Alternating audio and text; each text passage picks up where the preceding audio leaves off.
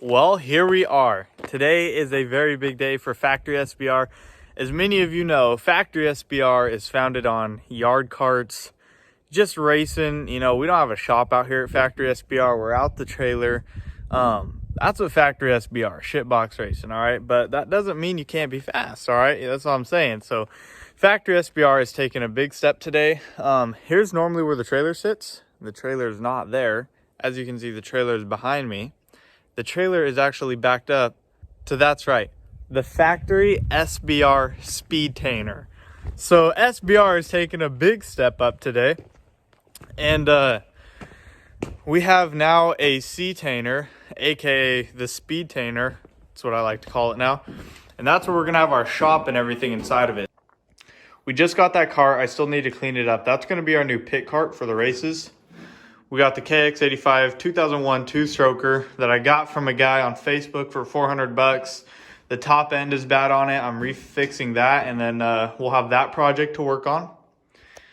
I also have the yard cart special here, Factory SBR approved.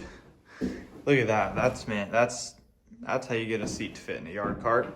And then we got back here the baddest cage clone Factory SBR racing cart right here. This chassis, okay, this chassis right here is a very fast and special chassis, and here's why. It has a third place in 250 points championship on it with multiple quick times in the 250 division. That was my last year.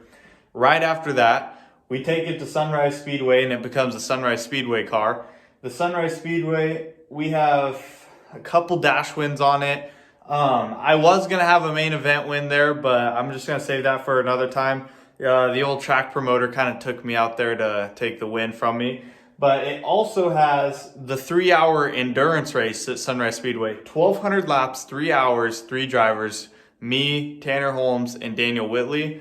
We went and raced that, and that was a blast. That was all for fun there. And they ended up doing a pretty decent job. I went out for the first half to get us in the lead with my experience of racing all the time. And then I flew them guys out, and they just pretty much did the rest of the racing for me because I figured they'd come this far. May as well let them get the maximum amount of driving time. So let's get into the actual shop portion. So as many of you know, like I just said, we've been out of a trailer. We didn't have much room for anything. Now the trailer is almost empty. I don't know if you'll be able to see it, yeah. But there's still a couple things in there that I still need to clean out. We got a bunch of tires and rims right here, like you guys see. When we got the Dorf car in the trade, he gave us a ton of stuff, which I'll show you back on these racks. And I don't think these tires are really any good. They're all like cracked and they're just old and hard. Maybe good for a play day or something like that, but we're gonna have to dismount all those, get them all mounted up with new tires. So whenever we travel, we will be able to bring, you know, different sizes and whatnot and just have everything we need for adjustments. The 91L, if anyone knows where that's from, go ahead and comment that right now. But for all of you who don't know, that's actually Logan Seavey's old number. So pretty much Logan Seavey, when we went into the 250s, he was just getting out. So when we went into the 250s, we got all of Logan's old stuff. So we actually have his old frame and cage out there. And like you guys see, we have his old sticker we put on there. We thought that was pretty cool. It just came off in one piece, so we put that up on there. And I actually had Tyler Seavey's old wing sail, but I just sold that to Blake because he's going to be getting into the carts. So an update on Blake, actually. In the last SBR vlog, we went to his house to build an RC car track. We got that halfway finished. Really just haven't had time since, but we still want to get that done. But I'm calling Blake out right now, okay? We have the Factory SBR facility here. We have a track on site, okay? I've got my champ cart right there. This deal right here, hey, it is not a racing cart, but this deal will absolutely rip, okay? So I'm calling Blake out right now. He's kind of been dodging me, trying to get him out here to turn a couple laps, and he thinks he's faster, but you know, he's just been dodging me. So Blake, if you see this, I'm calling you out. The next vlog, if you're not out here getting your ass whipped, I don't know what you're gonna do. And this thing is Factory SBR. So I got this seat from Jags. I think it was 30 bucks. I mean, shit, that's better than what was in it. And then we got here, this mount went across. We had to cut that deal up. We had to cut a piece of the frame over there. So this frame is just, this frame is special. The axle on it alone in the front end is not what you would get off of this frame stock. So this deal's a ripper for sure. It'll turn a quick lap, no doubt. You just got to be the wheel man because it is a tight cart. So now back into the back half of the shop. I got this donated. I need to clean it up. Anyways, inside of it, just a bunch of like stuff. There we go. Stuff for the yard carts. We got the motors right here. I do motor work to them. I'm going to start doing port work and just trying to get more speed out of these 212s that we ran. But one of these, and I believe it's this one right here, was the 24-hour race win. So this motor has got a lot of hours on it. And the reason I know that is because this motor had the governor pulled out of it, actually. The governor gear pulled out.